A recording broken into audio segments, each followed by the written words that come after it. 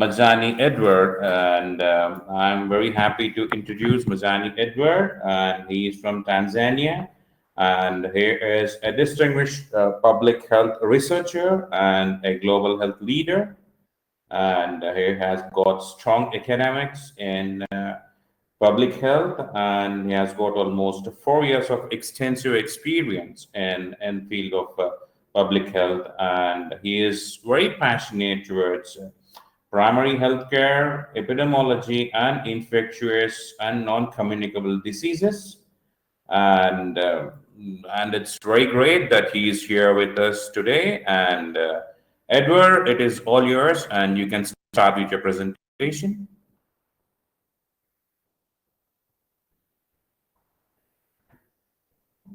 Hello,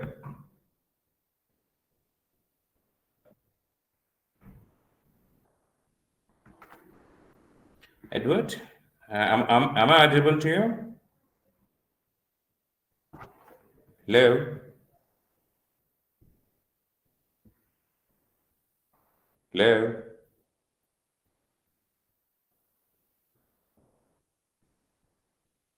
hello.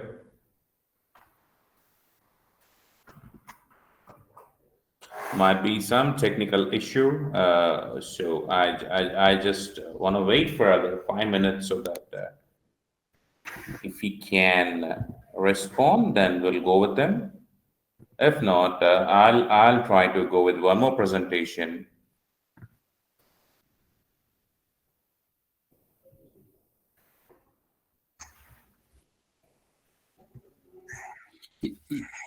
Yeah, greetings everybody. Yeah, we can. Hi, Edward. Nice that we can hear you.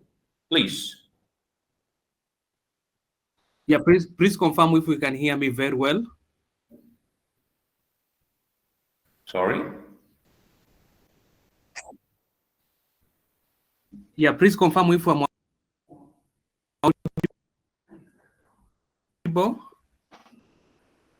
I can hear your voice, but I'm unable to see your presentation.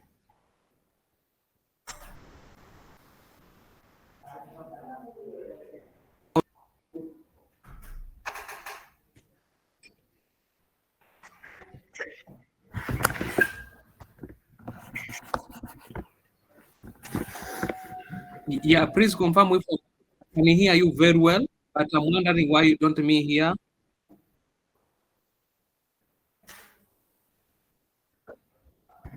Please confirm if you can hear me very well so that I can proceed with the presentation. Yes, you can. We are waiting for it. You can. If you want, we can even present the slide, and you can go ahead with the presentation. We have got the slides with us. So, do you can we present your slides? Yeah, definitely, yes. Please project the slide so that I can start presenting. Great. And I'm sorry for these technical issues. Great. Yeah.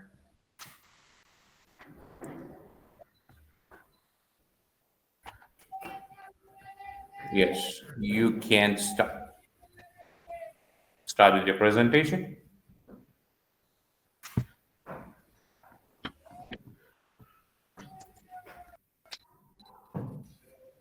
Yeah, thank you so much once again. Greetings to everyone. As I introduced, I'm Edward Majan from Tanzania. I'm a public expertise with over 4 years of experience.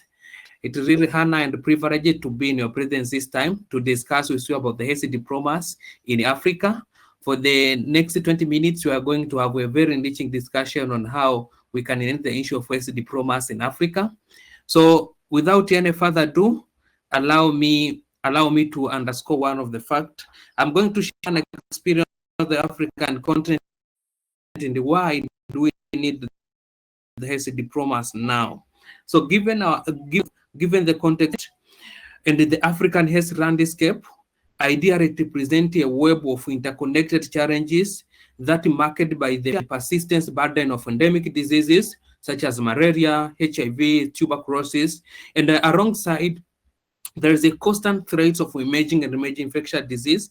We recently appreciate Ebola in Tanzania, in Uganda. We appreciate the COVID-19 around the continent global at large. So speaking about the African landscape, it present or it being compounded by these challenges that ideally strain the health system across the continent, and it's really marked by the limited infrastructure, the shortage of care workers, and even the significant funding gap that we currently experiencing. So, given this context and increase of this interconnectedness of the African problem that we share the common thread when we talk about the health perspective, and you agree with me that most of them are being fueled by the expansion of the trade-free migration, the shared pole borders, and all of this underscore the fundamental reality that these challenges transcend beyond the national boundaries. We are the Tanzanian, we are experiencing some of the problems that actually transcend beyond the Tanzanian borders,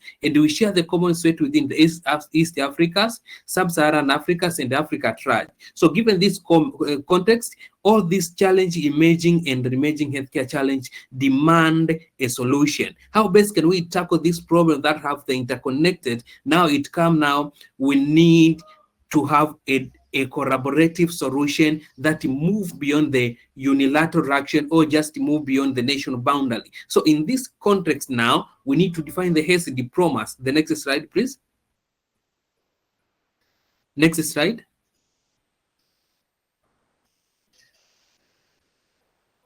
Next slide, please.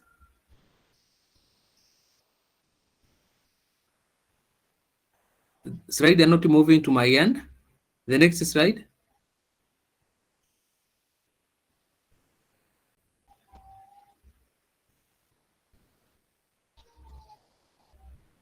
Next slide, please. So the second one, the slide was not moving to my end. Can you please back into the defining the health diplomas? Yeah, good. I just previous one. I just want to understand, like, we are in the slide 2 now, and which slide do you ask us to showcase so that we can do it? Yes. The slide number 2. 2. Yeah, it's 2 now. It's why and now. That's what it's showing here. Okay. Thank you so much. Yep. Yeah. Thank you so much. Yeah. Thank you so much. So now, given that context, that we have a very common shared threat, now we need to, as an African, there is a demand for defining what health diplomas means for our context because of the shared common threat that transcends beyond the national boundaries. Now, in this intrinsic context, now health diplomas emerge as the indispensable instrument for foster collaboration and achieving the collective health goal across the continent. Now, as I mentioned here, that health diplomacy in African countries can be strategically defined as a multifaceted engagement or just a negotiation among the African state, the regional bodies like African Union, the emerging regional economic communities, the diverse non-state actors, the international partners, and all of these, the collaborative approach must aim to address the shared health threat and harmonize disparate health policies and ultimately strengthen the health system for the collaborative well-being of all of Africa. And the question is, why we need health diplomas now, given the context that we have with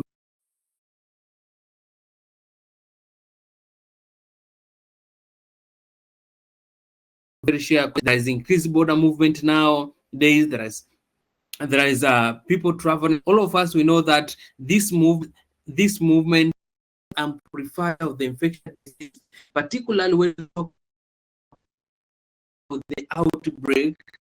So, given that context now, the trade route can become the vector for disease spread. Now, the migration pattern introduce the new pathogen to the new population geographical area. So, these interconnected or these parameters underscore the need of necessitating robust diplomatic framework that facilitate information sharing, coordinating surveillance at the point of entry, and the joint public health measures to effectively mitigate the spread of the diseases that recognize no national boundaries. The disease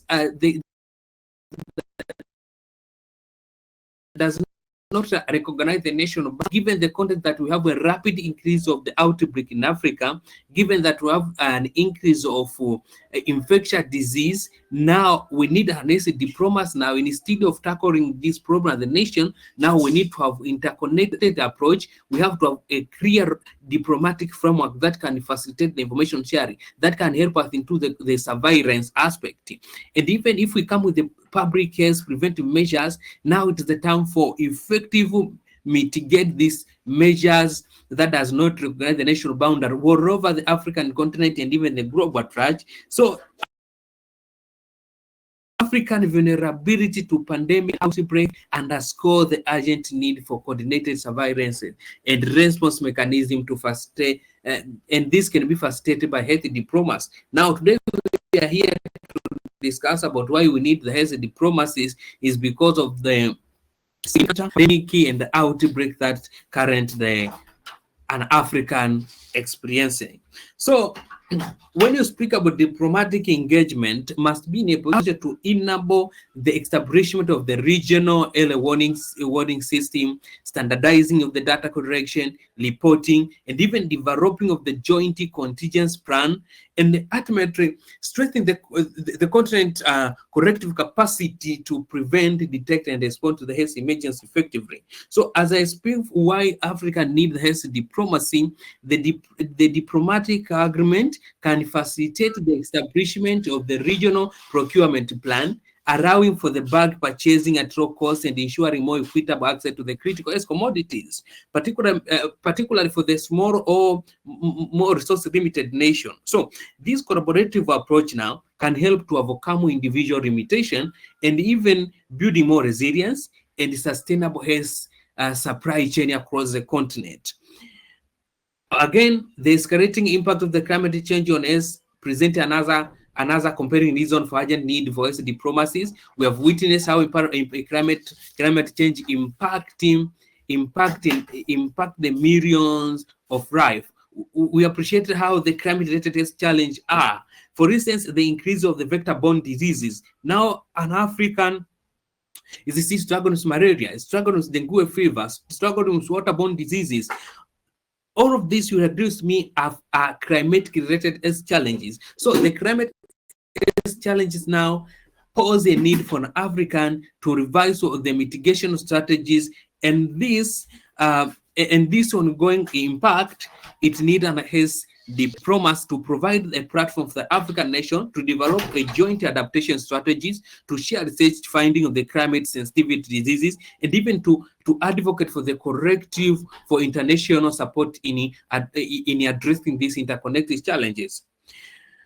Finally, the intricate web of the geopolitics as well, the geopolitical and economic interdependence within Africa necessitated the health diplomat. That's why we need an health diplomat at this point as a crucial tools for maintaining regional stability and even foster economic development. You know, the health crisis can have a significant ripple effect and even impact the trade, the tourism, and the overall economic productivity. So when we have any diplomatic engagement on these critical health issues, can help to build the trust and even the cooperation among nations, so that we can prevent the health challenges from escalating into the broader political or economic instability.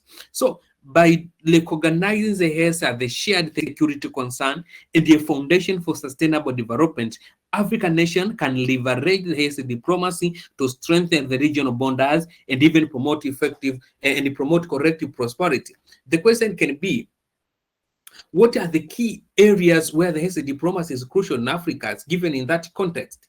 We have a different organ, we have a defense organization that they address a critical thematic areas when it comes to Africa. So as a diplomat must be in a position, or it serves as a pivotal for establishing the robust cross-boundary disease surveillance and even control network across Africa.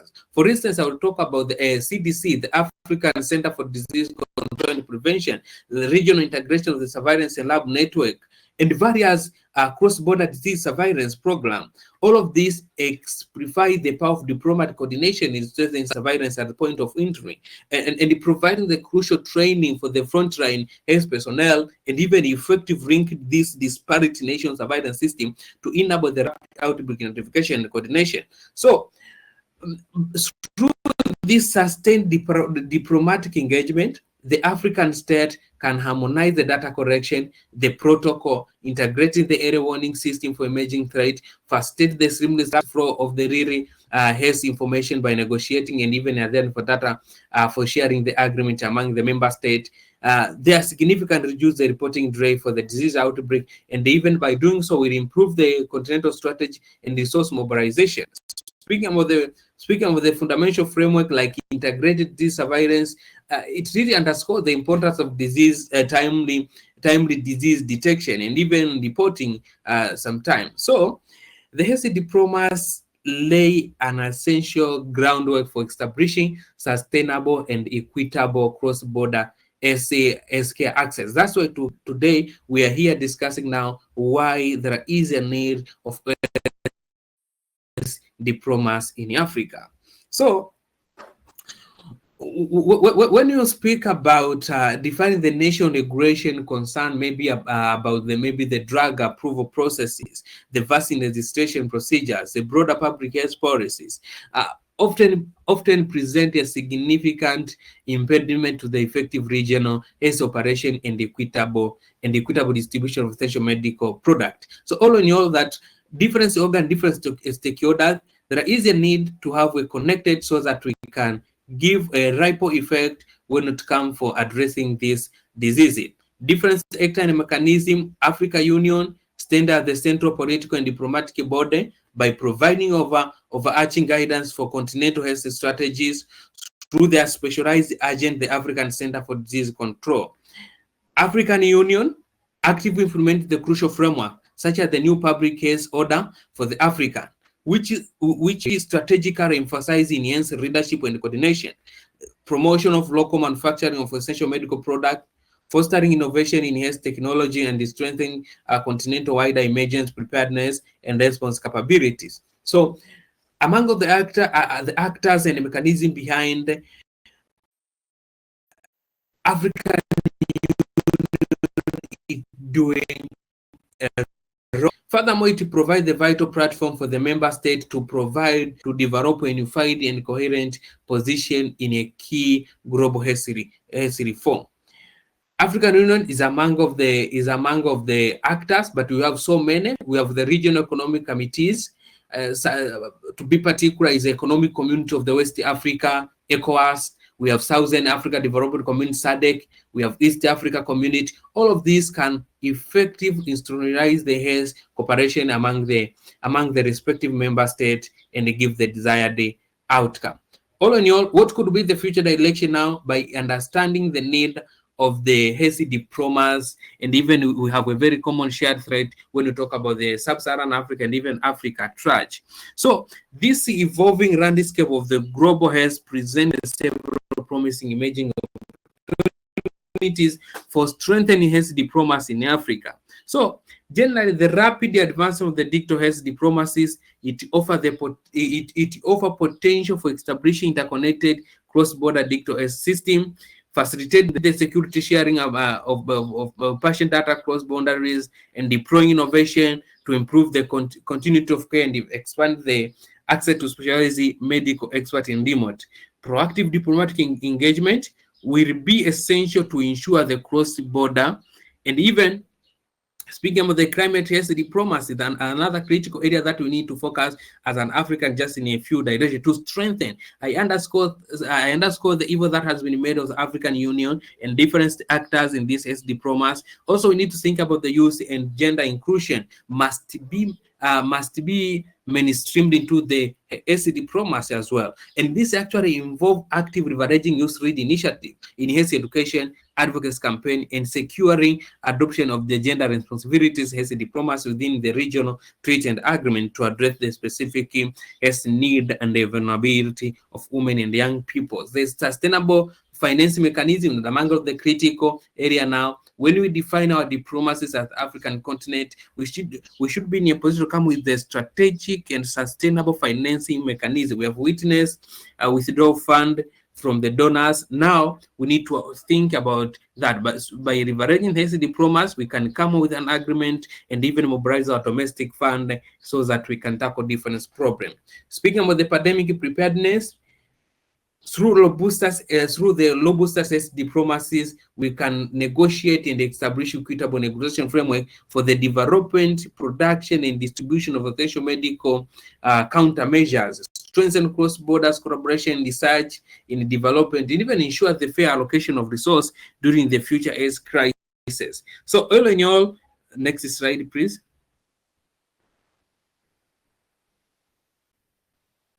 The next slide.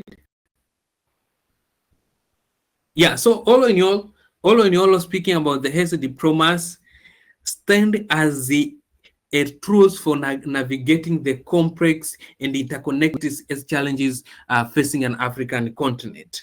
So, the HESI diplomas is an urgent need and an African in order to address the common threat that we are sharing, the growing burden of diseases, emerging and emergency care challenge.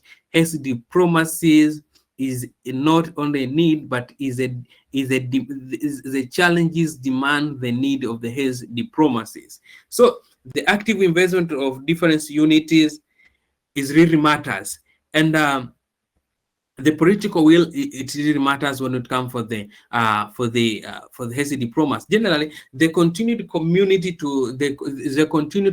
to strengthen the HESI diplomas will be an essential truth in safeguarding the continent from existing, emerging HESI threat, and even in advancing the collective pursuit of the HESI equity and well-being.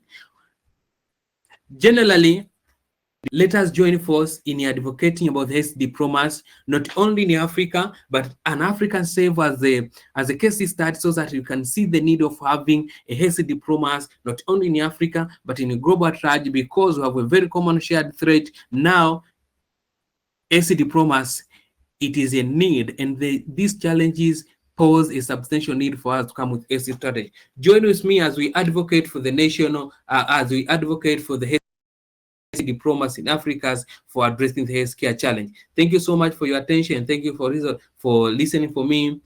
I would be happy to receive and to respond to questions that will arrive from the presentation. HESI diplomacy is the key in addressing healthcare challenge in Africa. Thank you.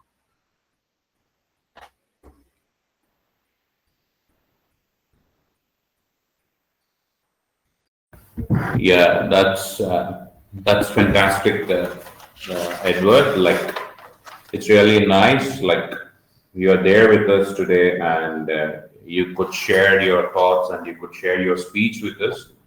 And definitely, if there is anything, any questions on this, we'll definitely share them with you. And you need to answer those questions, because people with enthusiasm, they may be sending the questions to you and hope like you're going to answer them.